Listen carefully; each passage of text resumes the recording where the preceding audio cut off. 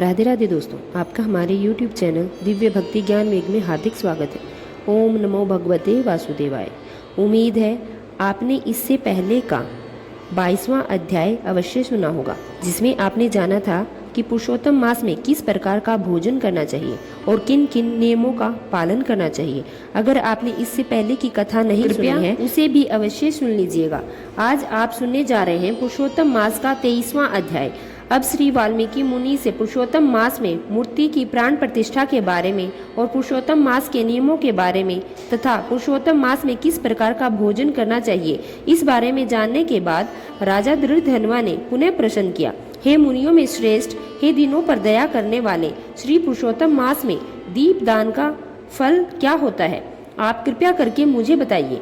तब श्री नारायण बोले, राजा दृढ़धनवा के इस प्रश्न पर अत्यंत बुद्धिमान और श्रेष्ठ मुनि वाल्मीकि जी हंसते हुए बोले और विनम्र राजा से कहा।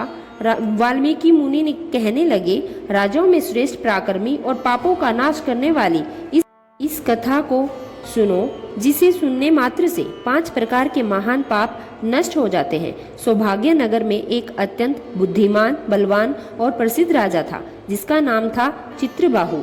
वह क्षमाशील, समस्त धर्मों को जानने वाला, शील रूप और दया से युक्त ब्राह्मणों को भक्त और भगवान की भक्ति में लीन रहने वाला था। वह सदा कथा श्रवण में रुचि रखता था और अपनी पत्नी से अत्यंत प्रेम करता था। पशुपुत्र से युक्त, चतुर, अग्निसेना से युक्त, ऐश्वर्य में कुबेर के समान था। उसकी पत्नी का नाम चंद्रकला था, जो 64 कलाओं को जानने वाली, पतिव्रता और महान, भाग्यशाली और भगवान की भक्ति में लीन रहने वाली थी। अब राजा चित्रबाहु अपनी पत्नी के साथ पृथ्वी का सुख भोग रहा था। वह केवल श्री कृष्ण के अतिरिक्त किसी दूसरे देवता को नहीं जानता था। अब एक दिन पृथ्वीपति राजा चित्रबाहु ने दूर से आते हुए श्रेष्ठ मुनि अगस्त मुनि को देखा। उन्हें देखते ही राजा धरती पर गिर पड़े और दंडवत होकर प्रणाम किया। फिर उन्होंने विधि पूर्वक उनकी पूजन की और भक्ति भाव से उन्हें आसन प्रदान किया। मुनि के सामने ही हाथ जोड़कर विनम्रता से बैठ गए और अत्यंत नर्म होकर मुनिवर से कहने लगे। राजा बोले, हे मुनिवर, आज मेरा जन्म सफल हो गया, आज मेरा दिन सफल हो गया, आज मेरा राज्य सफल हो गया, आज मेरा घर सफल हो गया। जो आप श्री कृष्णचंद्र के सेवक हैं, मेरे घर में पधारे हैं। आपको देखकर मैं पूंजा से मुक्त हो गया हूँ।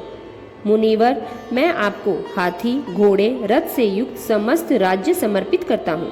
हे मुनिवर, आप वैष्णव हो, आपके लिए कोई भी अध वस्तु नहीं है।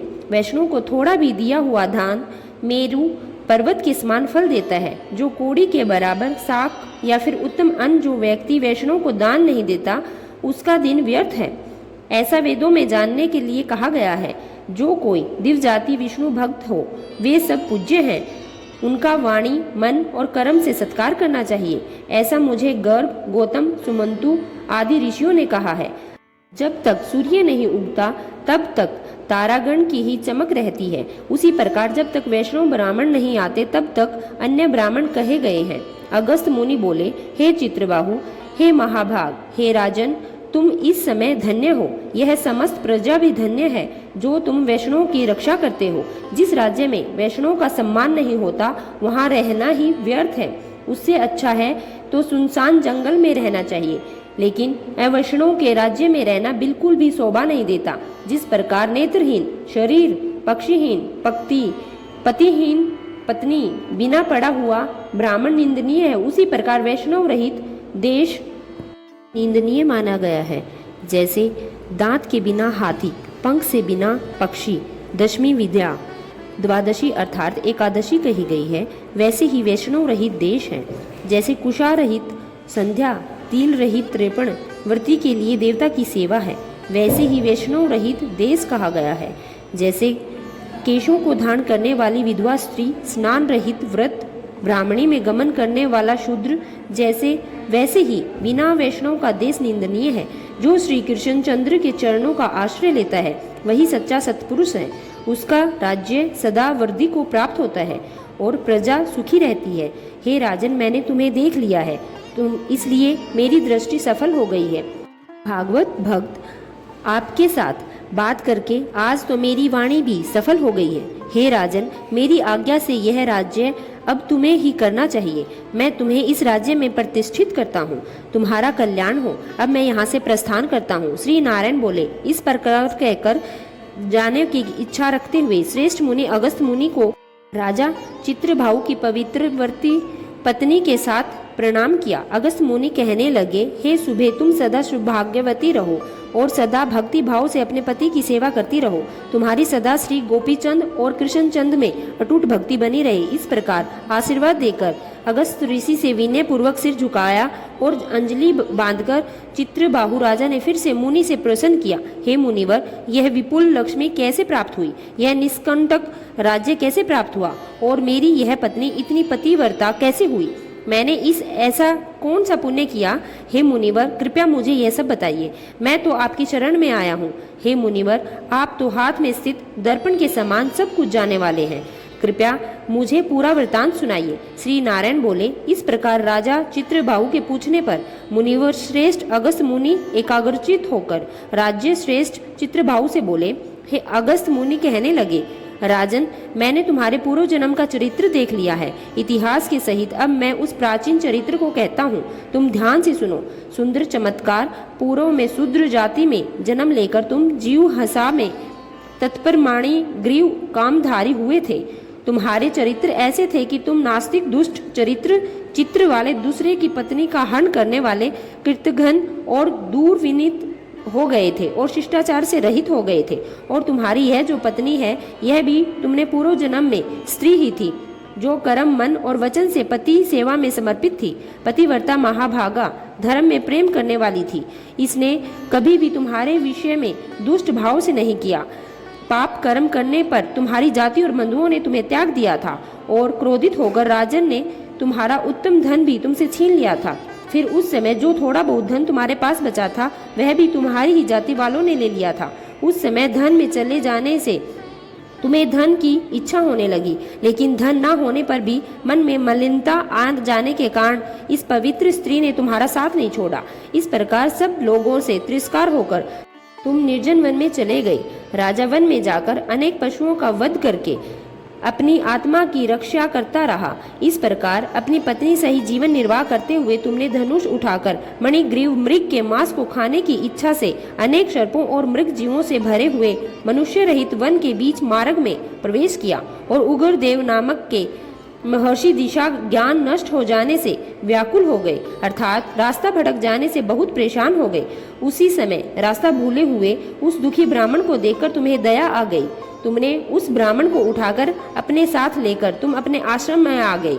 उस दुखी ब्राह्मण की तुम दोनों पति पत्नी ने सच्चे मन से सेवा की। एक समय के बाद वह महायोगी आश्चर्य चैतन्य को प्राप्त हो गए, अर्थात जब उन्हें होश आया तब वह आश्चर्य में पड़ गए कि मैं तो वहाँ था, यहाँ कैसे आ गया और घने जंगल के बीच में मुझे यहाँ कौन लाया? श्री नारायण बोले। मणिग्रीव ने उस ब्राह्मण से कहा कि यह सुंदर तालाब जिसमें कामिलिनी के पुष्प की सुगंध से शीतल जल है, हे ब्राह्मण, उस शीतल जल में स्नान करके मध्याह्न की क्रिया कर लीजिए और फिर फलाहार कीजिए और इस शीतल जल का पान भी कीजिए। इस समय मैंने आपकी रक्षा की है, अब आप सुखपूर्वक विश्राम कीजिए। हे मुनि श्रेष्ठ, आप उठिए, आप कृपया करके योग्य हैं। अगस्त मुनि बोले। उस समय उग्रदेव ब्राह्मण श्रम रहित होकर सावधान हो गए और मणिग्रीव के वचनों को सुनकर भूख प्यास से व्याकुल थे। मणिग्रीव की उनकी भुजा पकड़कर वट वृक्ष में शोभित तालाब के किनारे पर जाकर तुम बैठ गए। वृक्ष की छाया में बैठकर थोड़ी देर विश्राम करने के बाद उन्होंने स्नान किया, नित्य कर्म किया और वासुदेव भगवान का पूजन किया, देवताओं और पितरों का तर्पण किया और शीतल जल का पान किया। फिर गुरुदेव ब्राह्मण शीघ्र ही वट वृक्ष के मूल में आकर बैठ गए। पत्नी सहित मणिग्रीव ने मुनि श्रेष्ठ उग्रदेव को नमस्कार किया और अतिथि सत्कार की इच्छा से विनम्र होकर बोले, हे ब्राह्मण, आज मुझे तारने के लिए ही आप मेरे आश्रम में आए थे। आपके दर्शन से मेरे सारे पाप नष्ट हो गए। इस प्रकार ब्राह्मण से कहकर प्रसन्न मणिग्रीव अपनी पत्नी से बोले, हे सुंदरी, जो स्वादिष्ट पके हुए फल हैं, उन आम फलों को जल्दी से लेकर आओ, देर मत करना। शुभ नाने और जो भी अन्य कंदमूल है उन्हें भी लेकर आओ। पत्नी ने पति के वचन सुनकर फलों और कंदमूल को प्रसन्नता से लाकर ब्राह्मण के सामने रख दिया। अब मणिग्रीव ने फिर विनम्रता पूर्वक उस ब्राह्मण से कहा, हे ब्राह्मण, इन फलों को ग्रहण कीजिए और मुझ स्त्री पुरुष को कृतार्थ कीजिए। उग्रदेव ब्राह्मण बोले, मैं नहीं जानता था आप कौन हैं, कृपया बताइए। विद्वान ब्राह्मण को चाहिए कि वह कभी भी अपरिचित का भोग ग्रहण न करे। सुनकर मणिग्रीव बोले, हे मुनिवर, मैं मणिग्रीव नामक शूद्र जाति का अपने परिवारजनों से, अपने जाति वालों से, अपने बंधु बांधवों से त्यागा हुआ हूँ। इस प्रकार शूद्र के वचन सुनकर प्रसन्न हुए उग्रदेव ब्राह्मण ने फलों को ग्रहण किया, उसके बाद जल पिया। उसके बाद तृप्त ब्राह्मण सुखपूर्वक बैठ गए।